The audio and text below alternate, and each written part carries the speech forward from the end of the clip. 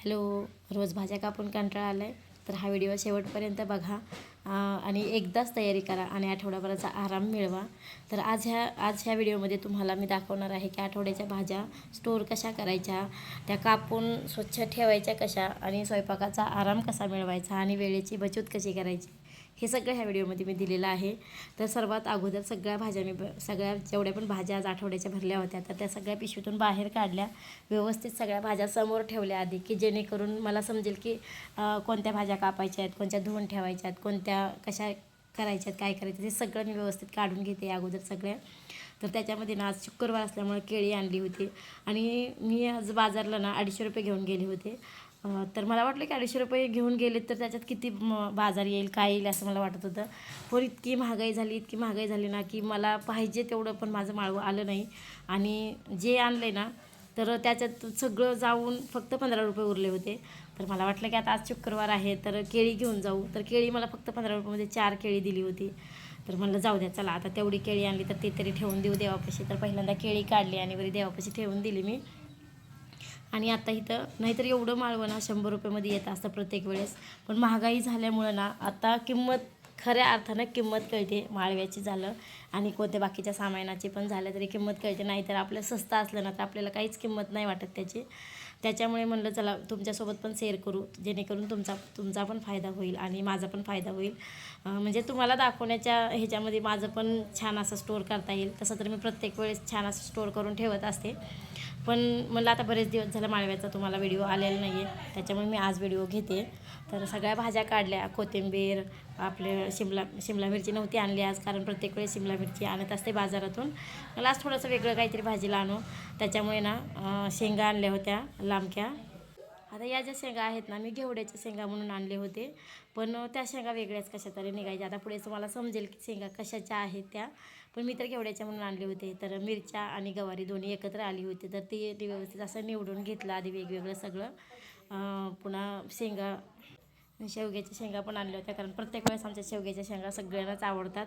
त्याच्यामुळे शेवग्याच्या शेंगा सगळ्यात अगोदर असतात आमच्यात. तर त्या शेंगा काढून ठेवल्या आणि शंकुराचे पानं पण काढून ठेवले व्यवस्थित सगळं बाजूला. म्हणजे सगळं समोर ठेवलं ना तर आपल्याला काम करताना पण सोपं जातं. त्याच्यामुळे मग सगळं घेतलं आहे मी. तर आता इथं सगळं घेतल्याच्या नंतर मग छान असं धुवून घ्यायचं स्वच्छ आणि एका सुती कपड्यावर किंवा जाळीमध्ये वगैरे ते नितळवायला ठेवायचं पाणी सगळं. आणि नंतर मग ते एक चिरून कापून व्यवस्थित प्रत्येक एका डब्यामध्ये ठेवून द्यायचं, जेणेकरून 8 दिवस जे आपलं माळवं आहे ना जसाला तसं राहतं.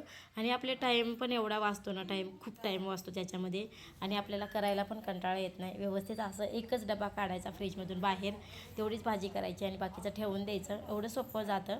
पण माझ्याकडे सध्या डबे नाही आहेत जास्त, 2-3च डबे होते, तर त्याच्यातच मी स्टोअर करून ठेवलं आहे जे बी मी माळवं घेतलेलं आहे ते.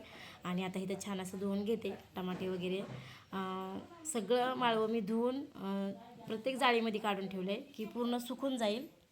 चिराचिरी करून डब्यात भरून ठेवायचं, मग टेन्शन राहत नाही काही. 8 दिवसाचं भरभरी. आता नाही तर रोजच काय भाजी करू हा प्रश्न पडतो. अशा भाज्या निवडून व्यवस्थित धुवून ठेवलेल्या असल्या ना फ्रीजमध्ये भरून, अजिबात टेन्शन येत नाही भाजीचं. जी भाजी आवडेल ती घ्यायची की करायची.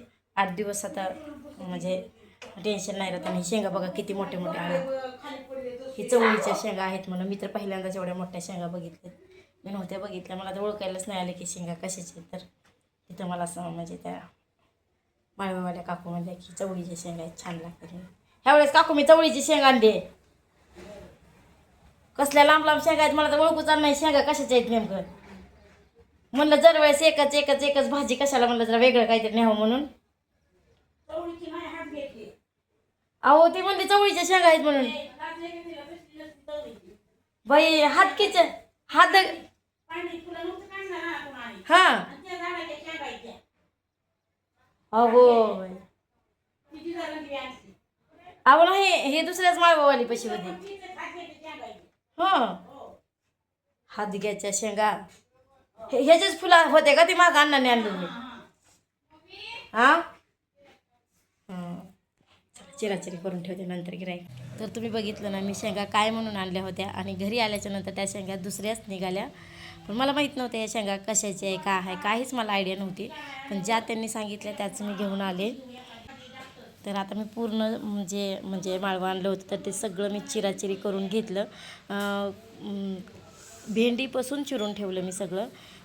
त्या गवारीच्या शेंगा चिरून ठेवल्या, पुन्हा ते शेंगा आणल्या होत्या तर त्या चिरून ठेवल्या, शेवग्याची शेंग होती ते पण चिरून ठेवली. आणि आता डबे नाही आहेत जास्त, डबे 2-3च आहेत, त्याच्यामुळे एका डब्यामध्ये मी मिरच्या आणि ती लांबकी शेंग म्हणजे घेवड्याची म्हणून जी आणली होती तर ती शेंग दोन्ही एकत्र ठेवली.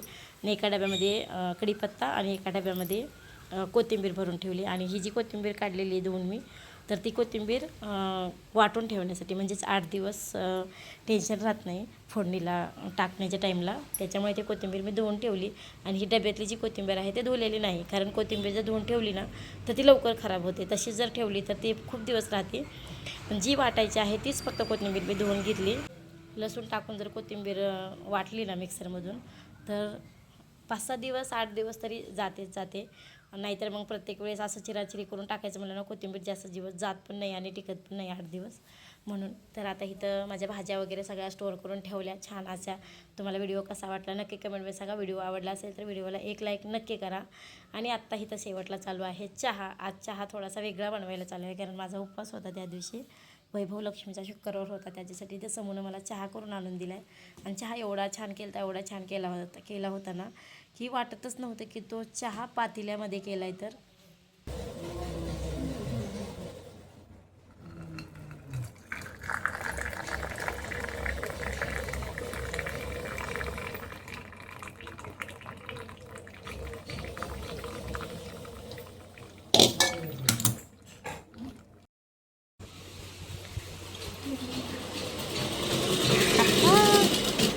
अगं बाई आम टाका चहा. बरं झाला शुक्रवारात आज एकच टाईम सकाळी चहा घेतला होता, त्याच्यावर घेतलाच नव्हता. आता चहा आणलाय. आता ह्याच्या चहामध्ये काय काय टाकले माहिती तू? तर व्हिडिओ बघ ना, व्हिडिओ केलाय मी. बरं आता नंतर बघते मी चहा आमच्या समोर कसा कसा केलाय, काय काय केलंय तर. पिऊन बघ. बघा कबशीमध्ये किती वाजले?